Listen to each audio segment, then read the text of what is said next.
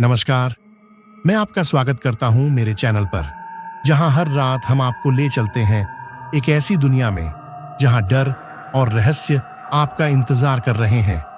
तैयार हो जाइए, क्योंकि मैं आपके लिए लेकर आया हूं कुछ ऐसे भयानक किस्से जो आपकी रातों की नींद उड़ा देंगे।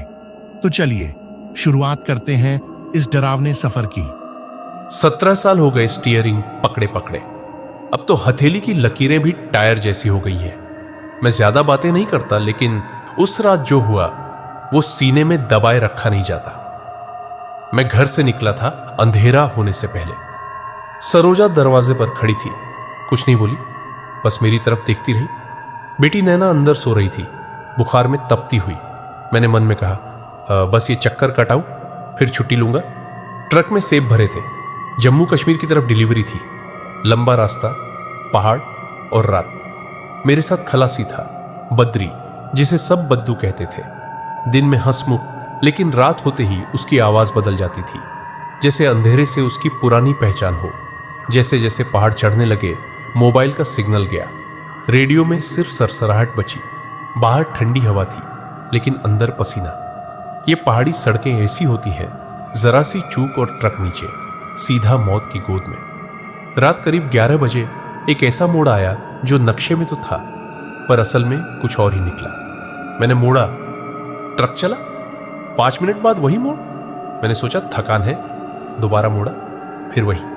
तीसरी बार बद्दू बोला, भैया ये वही जगह है। अब दिल ने बात पकड़ी। ये सड़क सीधी नहीं थी, ये घूम रही थी, जैसे किसी ने हमें अंदर खींच लिया हो। चारों तरफ पेड़ इतने पास आ गए थे कि हेडलाइट की रोशनी भी डरकर पीछे हट रही थी। बद्दू ने धीमी आवाज में कहा, यहां रात में गिनती होती है। मैंने पूछा, क्या बकवास है? वो बोला, जो पूरे नहीं होते उन्हें पूरा किया जाता है। उसी वक्त क्लीनर साइड के शीशे पर खटखट हुई। मैंने ब्रेक दबाया, बाहर कोई नहीं था। फिर खटखट, इस बार जोर से। बद्दू सीट से चिपक गया, उसके मुंह से आवाज नहीं निकल रही थी। मैंने हिम्मत करके हेडलाइट तेज की। सामने सड़क के बीच एक आकृति खड़ी थी, औरत या परछाई समझ नहीं आया। पैर जमीन पर नहीं थे, चेहरा ढका हुआ, हवा एकदम बंद। तभी मेरे कान में किसी ने धीरे से कहा, लक्ष्मण मेरा नाम। मैंने पीछे नहीं देखा। ड्राइवर अगर पीछे देख ले तो आगे कभी नहीं पहुंचता। मैंने गियर डाला, एक्सीलेटर दबाया। ट्रक दहाड़ा, जैसे वो भी डर गया हो। लेकिन सड़क नीचे उतरने लगी, बहुत नीचे, और मुझे एहसास हुआ ये सफर अब सीधा नहीं रहा। अब ये हमें कहीं और ले जा रहा है, और यहीं से असली रात शुरू हुई।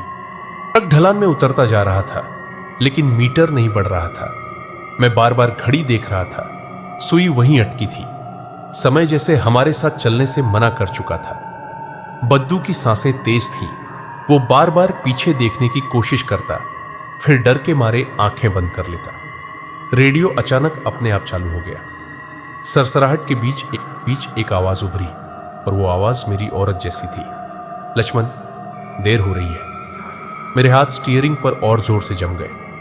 मैंने रेडियो बंद किया, लेकिन आवाज बंद नहीं हुई। अब वो मेरे सिर के अंदर थी। बद्दू ने कहा, भैया ये रास्ता घर की आवाज दिखाता है। यहां जो भी सबसे प्यारा होता है वही बुलाता है। सामने एक पुराना पुल आया, लकड़ी और पत्थर का, इतना संकरा कि ट्रक मुश्किल से निकली। पुल के पास कोई बोर्ड नहीं था, लेकिन बद्दू ने नाम ले लिया बिना पढ़े, जैसे उसे पहले से पता हो। उसके होंठ कांप रहे थे। हम पुल के बीच पहुंचे ही थे कि हवा भारी हो गई। ट्रक अपने आप धीमा पड़ गया। पीछे से ट्रॉली में किसी के चढ़ने की आवाज आई। लकड़ी चरचराई। फिर किसी ने गिनना शुरू किया, बहुत धीरे, बहुत साफ। 1, 2। बद्दू फूट फूट कर रोने लगा। वो बोला, भैया मैंने पहले भी ये आवाज सुनी है। मैंने पूछा, कब? वो बोला, जब मैं किसी को छोड़कर भाग गया था। उससे ज्यादा मैं कुछ पूछ पाता। उससे पहले हेडलाइट की रोशनी में मुझे सड़क के किनारे एक बच्ची दिखी, लाल स्वेटर, वही फीता। मेरी नैना। मैं जानता था ये असली नहीं है, फिर भी पैर अपने आप ब्रेक की तरफ चले गए। ट्रक बंद हो गया। पीछे से भारी कदमों की आवाज पास आ गई। ऐसा लगा जैसे पूरा पहाड़ चलकर हमारे पास आ गया हो। बद्दू सीट से उतर गया। उसके घुटने जमीन पर थे, हाथ जुड़े हुए। वो बार बार कह रहा था, मुझे छोड़ दो, मैंने गलती की है। हवा में कोई चेहरा नहीं था, लेकिन मौजूदगी थी, इतनी भारी कि सांस लेना मुश्किल हो गया। मेरे कान में वही आवाज आई, गिनती अधूरी है। मैं कुछ नहीं बोला। ड्राइवर को कभी कभी चुप रहकर ही बचना पड़ता है। अचानक ट्रक अपने आप स्टार्ट हो गया, जैसे किसी ने इजाजत दे दी हो। मैंने बद्दू की तरफ देखा, वो अब भी बाहर था। उसकी आंखें मेरी तरफ थी, लेकिन उनमें डर नहीं था, बस थकान थी।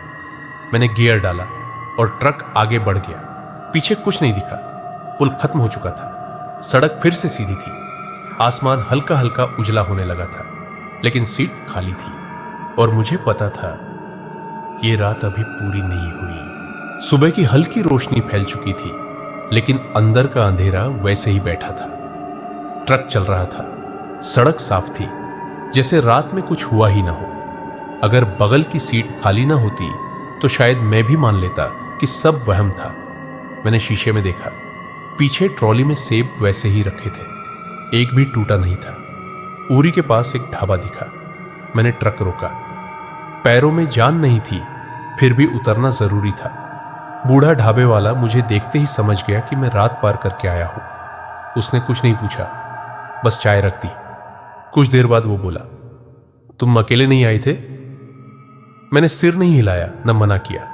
उसने बताया कि बरसों पहले यहां एक ट्रक पलटा था। सुबह लोग पहुंचे तो ट्रक खड़ा मिला। ड्राइवर और खलासी मरे पड़े थे। एक मजदूर जिंदा था, लेकिन कोई उसे लेकर नहीं गया। सब डर गए थे। सुबह गिनती की गई, एक कम थी। तभी से रात में जो भी वहां से निकलता है, घाटी अपना हिसाब पूरा करती है। किसी को वापस नहीं जाने देती जब तक गिनती बराबर ना हो जाए। मेरे हाथ कांप गए। मुझे जवाब मिल चुका था। घर का रास्ता आगे था। मैं ट्रक में बैठा और बिना रुके चल दिया। फोन का सिग्नल आया। सरोजा का मैसेज था, नैना अब ठीक है।